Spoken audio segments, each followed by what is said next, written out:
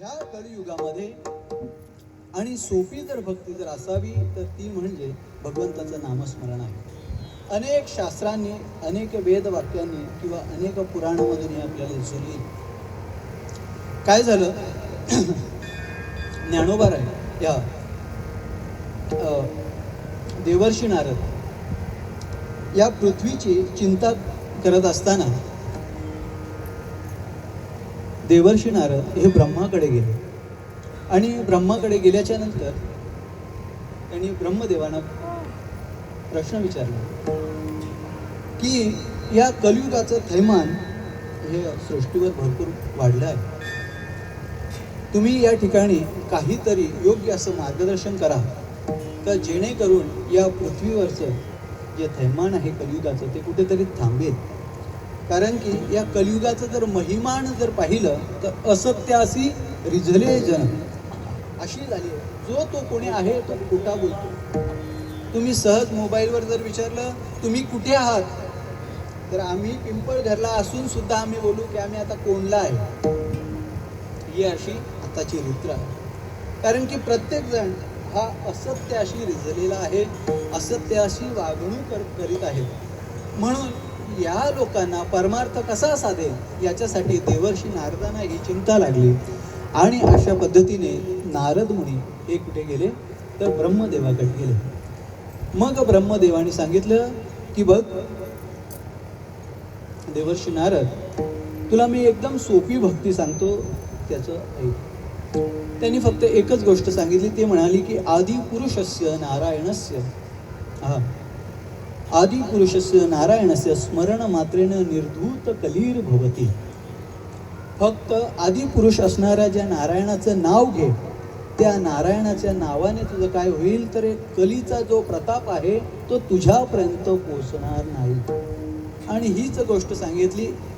नारायण उच्चार हरिपाठातला अभंग आहे. नारायण हरी नारायण नारायण हरी नारायण हरी उच्चार नामाचा नारायण हरी उच्चार नामाचा तेथे कलिकाळाचा विघ्न नाही. म्हणजे कलियुगा माझी करावे कीर्तन. कलियुगा माझी करावे कीर्तन. कलियुगा माझी करावे कीर्तन. कलियुगा माझी करावे कीर्तन. तेने नारायण देईल भेटी, तेने नारायण देईल भेटी. कलियुगा माझी करावे कीर्तन. कलियुगा माझी करावे कीर्तन.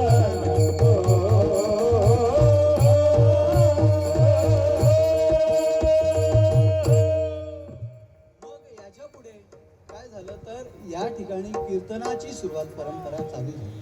नारदाने ती चालू पुढे केली. पण ऐका, व्यासांना सुद्धा हाच प्रश्न पडला होता की अहो या जीवनामध्ये असताना मी 4 वेदाचं वर्गीकरण केलं, त्याचप्रमाणे 6 शास्त्रामध्ये एक शास्त्र मी तयार केलं आणि 17 पुराणं लिहिली, म्हणजे महाभारतासारखा हा प्रचंड मोठा ग्रंथ लिहिला. पण तरी एक आंतरिक समाधान नाही, आंतरिक समाधान नाही. आणि तो समाधान जर प्राप्त करून घ्यायचा असेल तर मी काय केलं पाहिजे. अहो व्यासांचे जे गुरु होते नारद मुनी त्यांच्याकडे गेले. त्यांनी सांगितलं की बघ बाळा, तू काय कर तर तू फक्त भगवंताचं नामस्मरण करीत राहा. नामसंकीर्तन यस्य सर्व पाप विनाशनम. प्रणामो देव पाप मोक्षंत प्रणामो हरिपदम. म्हणजे त्यांनी स्वतःहून सांगितलं की भगवंताचं जर नामस्मरण केलं तर अनेक पाप ही निघून हा नाम संकीर्तन साधन पैसोते. नाम संकीर्तन साधन पैसोते. कीर्तन साधन पैसोते. नाम संकीर्तन साधन पैसोते. जलतील पापे जन्मांतरीची. जलतील पापे जन्मांतरीची. नलगई जायास जावे वनांतरा.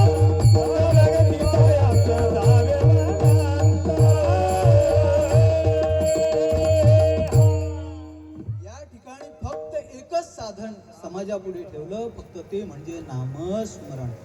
आता हरिपाठाचं चिंतन करा, ज्ञानोबरायांच्या हरिपाठाचं तुम्ही चिंतन करा.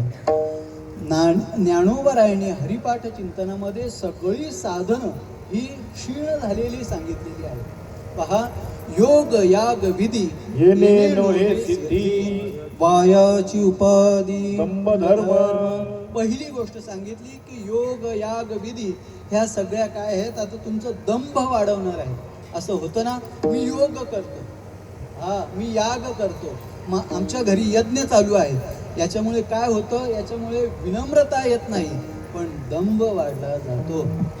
त्याचप्रमाणे पुढे जाऊन म्हणतात, तीर्थ व्रत नेम भावे विण सिद्धी आणि वायासी उपाधी गरिसी जना. आपलं पण तेच चाललंय ना. आपण काय करतो, तीर्थाला जातो, आपले व्रत सुद्धा असतात, पण ह्या सगळं काय आहे, भावे विण सिद्धी, भावे विण प्राप्त होऊ शकत नाही. म्हणजे याचा अर्थ आपल्याला दिसून येईल की ही साधना सुद्धा खोटी सांगितलेली, क्षीण झालेली सांगितलेली आहेत. त्याप्रमाणे पुढे चला, ज्ञानदेवी यज्ञ याग क्रिया धर्म. पुढे काय, बाहुगाची श्रम बरोबर. त्याचप्रमाणे योग याग क्रिया धर्माधर्म माया गेले ते विलया हरिपाठी. म्हणजे सगळे जी साधनं आहेत ती काय सांगितले, जप तप कर्म क्रिया नेम धर्म सर्वागटी राम भाव शुद्ध. जर भाव नसेल तर ते भावे विण नाही. म्हणजे या ठिकाणी सर्व जी साधने जी सांगितली त्याला सगळ्यात महत्वाचं जे साधन सांगितलं तर ते म्हणजे नामस्मरण. आणि आपण ही काय केलं पाहिजे, नामस्मरणच केलं पाहिजे. नामस्मरणाशिवाय पर्याय नाही. कारण की कलियुगामध्ये एकच फक्त तारणारा जो संप्रदाय किंवा तारणारा जो मंत्र आहे तो म्हणजे काय आहे, नामस्मरण आहे. ऐका, नामस्मरण कोण करत नाही. आता इथपासून लक्ष द्या. प्रत्येकाला माहीत आहे, अनेक कीर्तनं तुम्ही ऐकणारी माणसं आहात. हा श्रोता वर्ग आता खूप हुशार झालेला आहे. अनेक कीर्तनं ऐकतो, प्रवचनं ऐकतो आणि त्याला महत्त्व सुद्धा पटून आलेलं आहे की नामस्मरण आपण केलं पाहिजे. आणि तो यदा कदाचित तो नामस्मरण सुद्धा करतो. कोणी करत नाही असं नाही. प्रत्येक जण आपल्या पद्धतीने आपल्याला जो देव आवडतो त्या देवाची त्याची उपासना चालू आहे, पण तो करीत असतो. पण शास्त्राने काही असे नामस्मरणाचे अपराध सांगितलेले आहेत की ते अपराध मुळे आपल्याला भगवंताची प्राप्ती होत नाही. साधू सज्जनांनी काय केलं, ते नामस्मरण घेतलं आणि ते पवित्र होऊन पुढे गेले. पण आपल्याला त्या नामस्मरणाने भगवंताची प्राप्ती होत नाही. त्याला काय कारण असावं तर ते महत्वाचं आहे. तर या ठिकाणी शास्त्राने काही 10 पाप सांगितलेली आहेत. तर पहा, राम राम सब कहे ठक ठाकुर चोर, जिस राम से जिस नाम से ध्रुव तरे किंवा जिस नाम से मीरा तरे, जिस नाम से प्रल्हाद तरे, ओ नाम होई ओर. मग असं कबीरदास का म्हणतात, त्याला काहीतरी कारण असावं. मग त्याच्यासाठी 10 अपराधांचं आपण चिंतन केलं पाहिजे. आणि हे चिंतन करीत असताना एक शास्त्रामध्ये श्लोक आला, ते म्हणतात, सन्निंदा सती नाम वैभव कथा श्रीशेषयोर भेर धधी, अश्रद्धा श्रुतिशास्त्र देशिम गिरा नामनर्दवाद ब्रह्मा. या श्लोकाचं जर आपण चिंतन पाहिलं तर त्याच्यामध्ये 10 अपराध सांगितले. मग कोणतं पहिला अपराध, तर पहिला अपराध म्हणजे संतांची निंदा करणे. ऐका, आपण नामस्मरण करत असतो पण आपण एकमेकांची निंदा करत असतो. आणि ही निंदा ही भगवंताला सुद्धा आवडत नाही आणि ती करूही नाही. आपल्या मुखातून संतांची निंदा करू नये किंवा होऊ सुद्धा नाही. त्याचप्रमाणे कोणत्या वारकऱ्याची सुद्धा निंदा होऊ नये, कोणत्या टाळकऱ्याची सुद्धा निंदा होऊ नये, कोणत्या सज्जनाची सुद्धा निंदा होऊ नये. ती देवाला आवडत नाही. पुराणामध्ये एक कथा आहे, छोटीशीच कथा आहे. भक्त विजय ग्रंथ जर कोणी वाचत असेल त्यांना ही कथा माहीत आहे. पहिले श्रावणामध्ये या कथा लावायच्या आणि प्रत्येक दिवसाला एक अध्याय असायचा. किंवा 2 अध्याय असायचे आणि त्या कथेमध्ये एक आपल्यावर संस्कार जडायचे. पण आता सिरियल एवढ्या आलेत की आता कथा बाजूला राहिलेल्या आहेत. तर त्याच्यामध्ये व्यासांचा अवतार म्हणून जयदेवांची कथा आली आणि जयदेवांचं पद्मावतीशी लग्न झालं. त्या गावामध्ये एक सावकार होता. त्या सावकाराने ह्या जयदेवाचा अनुग्रह घेतला. त्या जयदेवाला गुरु बनवलं आणि मग जयदेव त्यांच्याच घरी राहायचे. पण किती दिवस सावकाराच्या घरी राहावं ह्या हेतूने जयदेवाने विचार केला की आपल्याला आता जगन्नाथपुरीला जायचं आहे. ऐका, इकडे लक्ष द्या. जगन्नाथपुरीला जायचं आहे आणि मग तिथून ते जगन्नाथपुरीला निघता असताना त्या सावकाराला असं वाटलं की आपल्या दिवस एवढे आपले श्री गुरु सद्गुरू आपल्या घरामध्ये राहिले, आता जाताना आपण काहीतरी दिलं पाहिजे. पण त्यावेळचे ते गुरु होत्या, ते म्हणायला लागले की आम्हाला शिष्याकडून काही नको. काय म्हणायला लागले? आम्हाला शिष्याकडून काही नको. पण सावकार काही ऐकत नव्हता. तो म्हणाला तुम्ही नका घेऊ, पण तुमची जी पत्नी आहे म्हणजे गुरुपत्नी आहे तिला मी काहीतरी दागिने देतो, तिला मी तसं पाठवत नाही. मग भरपूर दागिने तिला दिलं आणि दिल्याच्या नंतर तिला पाठवलं. पण जाता जाता त्या ठिकाणी काय झालं, चोर भेटले. सोनं घालून आता जाऊच नका, समजलं का? एवढा महाग झालेला आहे तर सोनं घालून आता जाऊच नका, बाहेर पडूच नका. पण आपल्या बाया पण लय हुशार आहे. तर त्यावेळेस ते दोघे जण निघाले आणि एक जंगलाची वाट लागली आणि त्या वाटेमध्ये काही चोर भेटले.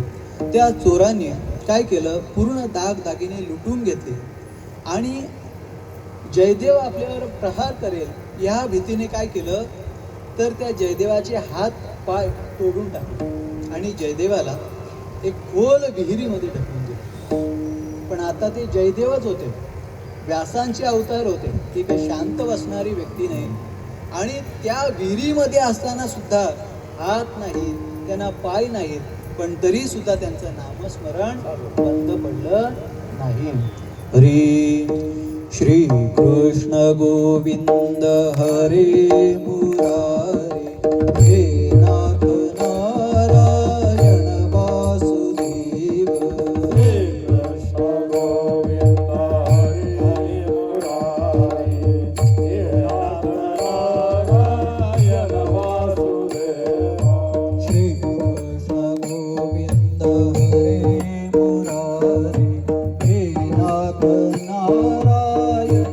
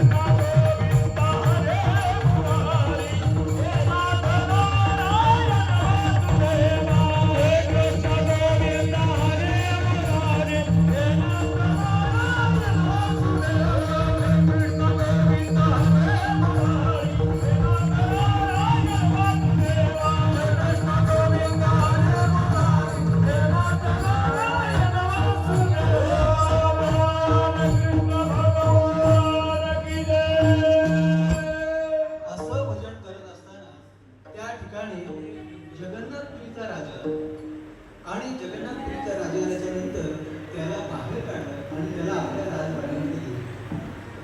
तिथे गेल्याच्या नंतर त्याचा आदर सत्कार केला. पण त्या जयदेवाची बुद्धी, विद्वत्ता, त्याचं ज्ञान हे सगळं पाहिल्याच्या नंतर तोही अचंबित झाला आणि त्याला असं वाटलं की आपण याला काहीतरी गुरु केलं पाहिजे किंवा आपण याला इथेच स्थान दिलं पाहिजे. मग त्याला सांगितलं का तुम्ही इथेच राहा. आणि त्याच्या मार्गदर्शनानुसार काय त्यांचा राज दरबार हा चालला. त्या ठिकाणी एकदा राजाने त्याला प्रश्न विचारलं की माझ्या कुळाचा, माझ्या राजाचा जर उद्धार व्हायचा असेल तर मी काय केलं पाहिजे. तर त्यावेळेस ते असे म्हणाले की आपल्या गावामध्ये, आपल्या नगरामध्ये आणि परनगरामध्ये जे काही साधू संत आहेत त्यांची तुम्ही सेवा करा आणि अशा पद्धतीने तुमच्या कुळाचा उद्धार होईल. मग त्या राजाने त्यांची आज्ञा ही शिरसावंत मानून त्यांनी पूर्ण गावामध्ये प्रचार केला, गावामध्ये आमंत्रण केलं, नगरामध्ये आमंत्रण केलं आणि सगळे त्या ठिकाणी साधू संत आले. सगळे दररोज येत होते, रांगाच्या रांगा तिथे लागत होत्या. एक दिवशी त्या चोरांना सुद्धा वाटलं की जगन्नाथपुरीला एक राजा आहे, त्यांनी साधू संतांना आमंत्रण केलेलं आहे, आपणही तिथे जायचं आणि मस्त जेवायचं आणि काहीतरी दान धर्म तिथून घेऊन यायचं. या आशेने ते चोर त्या ठिकाणी आले आणि आल्याच्या नंतर पाहतात तर काय, राजसिंहासनावर कोण बसलेला आहे, तर स्वतः जयदेव बसलेले. आणि जयदेव बसले असल्या कारणाने त्यांची नजरानजर झाली. पण आता पाठीमागे जावं तर हा नाव सांगितलं, आपल्या पाठीमागे सैनिक लावे. आणि आता आपण पुढे गेलो तर आपण आयत्या काय सिंहाच्या तावड्यामध्ये सापडलोय. जसं माद्रीच्या तावड्यामध्ये जसं उंदीर सापडतो तर त्याचप्रमाणे आता रीत झालेली आहे. पण त्या ठिकाणी जयदेव हे संत होते, हे साधू होते. त्यांनी त्यांचा आदर सत्कार केला, पाहुणचार केला, त्यांना चांगलं पाठ दिलं बसायला, सगळं काही व्यवस्थित केलं. मग त्यानं सांगितलं की तुम्हाला जेवढं राहायचं आहे तेवढं वेळ राहा. मग ते राहत होते. पण त्यांच्या मनामध्ये एकच गोष्ट की आपण याचा छळ केला, कोणाचा, याचे हातपाय तोडले, जयदेवाचे.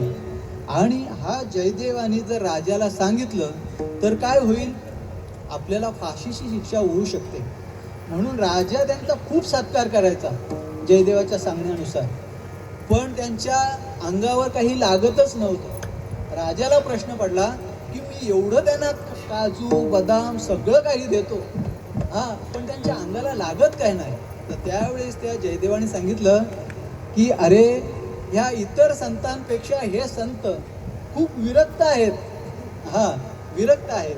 तू जे काही सत्कार करतो ना, हे त्यांच्या अंगाला लागू शकणार नाही, कारण की त्यांना विरक्तीमध्ये राहण्याची सवय आहे. मग एक दिवस काय झालं, ह्या लोकांनी सांगितलं का आता आम्हाला जाऊ द्या. असं जात असताना काही सैन्य पाठवले आणि मग सैन्य पाठवता पुढे जात चालले. मग सैनिकांनी प्रश्न विचारला की अनेक संत आमच्या राजवाड्यामध्ये आले, पण या जयदेवांची तुमच्यावर विशेष कृपा होती, विशेष सत्कार तुमचा केला, असं तुम्ही कोण आहात, काय संबंध तुमचा याच्याशी, मला एकदा तुम्ही सांगा. तर त्यावेळेस त्या चोराने सांगितलं की पहा, हा तुमचा जयदेव स्वामी आहेत ना, हे पहिले आमच्या इकडे कामाला होते. आम्ही एकाच राजवाड्यामध्ये होतो आणि त्यावेळेस हे जयदेव प्रधान होते. आणि प्रधान असल्या कारणाने एक वेळ राजाने याला शिक्षा दिली आणि त्यानं सांगितलं का याला काय करा, मृत्यूदंड द्या. मग मृत्यूदंड यांना कोण देणार, तर ते आम्हाला सांगितलं. मग आम्ही यांना काय घेतलं, जंगलामध्ये घेऊन गेलो, रानामध्ये घेऊन गेलो आणि आम्हाला त्याची दया आली, जयदेवाची मला दया आली. मग त्याचं फक्त आम्ही हातपाय तोडले आणि त्याला आम्ही विहिरीमध्ये फेकून दिलं. प्राण त्यांना बक्ष दिलं, प्राणदान केलं. म्हणून मला तरी असं वाटतं की यांची आमच्यावर विशेष कृपा आहे. एवढंच धरती मातेने ऐकलं, धरती माता दुभंगली आणि काय झालं, त्यांना धरतीच्या आतमध्ये पाताळामध्ये घेऊन गेलं.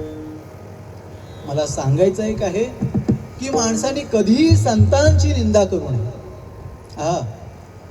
प्रत्येकाला एक विशेष कार्य दिलेलं आहे. प्रत्येक वारकऱ्याला, प्रत्येक माळकऱ्याला एक विशेष कार्य दिले, त्याच्या पद्धतीने तो करतो. तुम्हाला त्या ठिकाणी बोलण्याचा काही अधिकार नाही. म्हणून त्याचं त्याला कार्य करू द्या. हा तो जसा चाललाय, ज्या पद्धतीने चाललाय, त्याला देवाने आज्ञा केली आहे म्हणून या सगळ्या गोष्टी चालल्या आहेत. म्हणून अशा लोकांची आपल्या मुखातून निंदा करू नये आणि ती निंदा भगवंताला सुद्धा आवडत नाही. हा. आणि मुळात निंदा हा विषयच असा आहे की त्याच्यामुळे फक्त आपल्याला पाप मिळतं. बघा, एकाची जर आपण स्तुती करायला गेलो ना तर दुसऱ्याची काय होते? निंदा होते. हा, एकाचं गुणगौरव केलं तर दुसरा हलका समजला जातो. याच्यासाठी कोणाची स्तुती नको आणि कोणाची निंदाही नको. याच भूमिकेमधून साधू संत राहिले. त्यांनी कोणाची स्तुती केली नाही आणि कोणाची निंदा सुद्धा केली नाही. आता पहा, दुसरी गोष्ट मला सांगायची आहे की आपल्या भारतीय संस्कृतीमध्ये, आपल्या तत्वज्ञानामध्ये 33 कोटी देव सांगितलेले आहेत. दुसरा अपराध म्हणजे 33 कोटी देव मानले गेलेले आहेत. किंवा आपल्या इथे पंचायतन पूजा चालू आहे.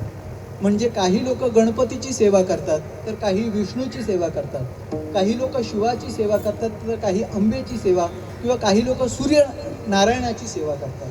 प्रत्येकजण आपल्या पद्धतीने प्रत्येक देवाची सेवा करतो, पण त्याच्यामध्ये भेदभाव न मानता आपण काय केली पाहिजे? त्याची भक्ती केली पाहिजे. ज्याप्रमाणे सागरातून पडणारा प्रत्येक थेंब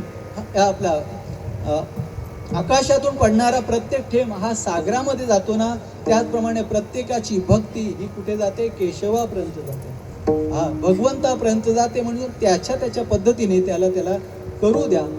आपल्याला म्हणजे दोष दाखवण्याचा अधिकार दिलेला नाही. त्याचप्रमाणे पहिली गोष्ट सांगितली, एक सन्निंदा होऊ नये.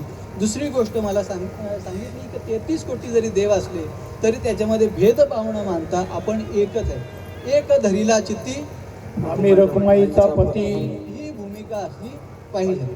त्याचप्रमाणे तिसरी गोष्ट पहा, गुरुच्या वाक्यावर, श्रुतीच्या वाक्यावर, त्याचप्रमाणे शास्त्राच्या वाक्यावर आपल्याला अविश्वास दाखवण्यासाठी अधिकार दिलेला नाही. गुरुने आपल्याला सांगितलं ते आपण आज्ञा शिरसावंत मानावं आणि ते करावं, त्याच्यामध्ये आपलं हित आहे. त्याचप्रमाणे वेदाने जे सांगितलं ते आपण केलं पाहिजे. अहितापासून काढिती आणि हित देऊनी वाढवती, नाही श्रुती परवती माऊली जगा. ज्ञानोबा राय म्हणतात. हा, म्हणजे श्रुतींचं सुद्धा आपण काय केलं पाहिजे? ऐकलं पाहिजे. श्रुतीनं आपण टाळून जमणार नाही. त्याचप्रमाणे शास्त्राने जसं सांगितलं, तस्मात शास्त्र प्रमाणंते कार्य व्यवस्थितो ज्ञात्वा शास्त्र विधानतो कर्तुमिहर महसी. म्हणजे शास्त्राने ज्याप्रमाणे सांगितलं ते सुद्धा आपण केलं पाहिजे. ह्या गोष्टी 5 गोष्टी झाल्या. त्याचप्रमाणे पुढे अशी गोष्ट सांगायची आहे की काही लोक नामावर संभ्रम ठेवतात. नामस्मरण केल्याच्या नंतर मला भगवंताची प्राप्ती होईल की नाही होईल, हा असा अविश्वास दाखवता. त्याच्यामुळे आपल्याला ते फळ प्राप्त होत नाही. त्याच्या पुढे जाऊन एक गोष्ट सांगितली. ते म्हणतात की तुम्ही नामस्मरण करता, नामस्मरणाच्या नंतर आपल्याला पुण्याची प्राप्ती होते, पण त्या पुण्याच्या प्राप्तीनंतर आपण काय भोगतो? सुख भोगायला जातो. म्हणती संसारी जन्मीजे यज्ञाधिक कर्म कीजे आणि सुख भोगावे मनोहर. म्हणजे आपण ह्या सगळ्या गोष्टी करतो, पुण्याची प्राप्ती होतो, पण त्या पुण्याच्या प्राप्तीमध्ये आपण निषिद्ध कर्म करायला जातो. हा, आणि ते सुद्धा आपल्याला फळ प्राप्त होत नाही. आपण हनुमंताचं मंदिर असो, गावदेवीचं मंदिर असो, तिथे आपण नारळ फोडतो, पण त्या नारळ फोडण्याच्या पाठीमागे आपली अपेक्षा असते, आपली सकाम भक्ती असते. त्याच्यामुळे ते सुद्धा आपल्याला प्राप्त होत नाही. म्हणजे या नामस्मरणाच्या पुण्याईने आपण काहीतरी निषिद्ध कर्म करायला जातो. दैत्यजणांचं पूर्ण पाहिलं तर दैत्यजण तसेच होते. ते तपश्चर्या करायचे, पण त्या तपानुसार काहीतरी फळ मागून घ्यायचे आणि इंद्रपदाच्या गादीवर जाऊन बसायचे आणि सगळ्या लोकांना त्रास द्यायचे. म्हणून त्याचंही फळ काही कामायचं नाही. म्हणून तोही अपराध आपल्या हातून होऊ नये. त्याचप्रमाणे पुढे जाऊन नामस्मरण करायचं असेल तर हर आणि हरी याच्यामध्ये भेद कधी मानू नये. हा, काही लोकांना ती सवय आहे. काय सवय आहे? शिवाला मानणारी काही लोक आहेत आणि काही विष्णूंना मानणारी लोक आहेत. असे लोकांना त्या शिवाची सुद्धा प्राप्ती होत नाही आणि त्या विष्णूची सुद्धा प्राप्ती होत नाही. अनेक असे अपराध याच्यामध्ये 10 अपराध सांगितले आणि ते 10 अपराध आपल्या हातून होऊ नये याच्यासाठी आपण दक्ष असलं पाहिजे. हा, जर ही आपण दक्षता नामस्मरणामध्ये सांभाळली तर आपल्याला त्याचं पुण्य हे मिळू शकतं. विठ्ठल विठ्ठल.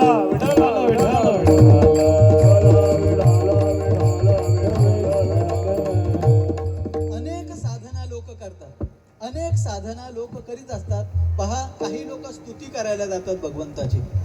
हा, काही लोक भगवंताची स्तुती करतात, पण त्या स्तुती करीत असताना त्या लोकांकडे शब्द संग्रह नसल्यामुळे ती अडचण येते, त्यांना भगवंताची प्राप्ती करता येत नाही.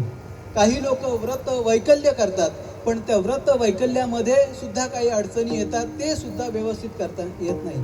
आपण उपवास करतो एकादशीचा, आपण ती एकादशी कधी सोडतो? त्याच दिवशी सोडतो, दुसऱ्या दिवशी आपण सोडत नाही. म्हणजे त्याचं सुद्धा आपल्याला फळ प्राप्त होत नाही.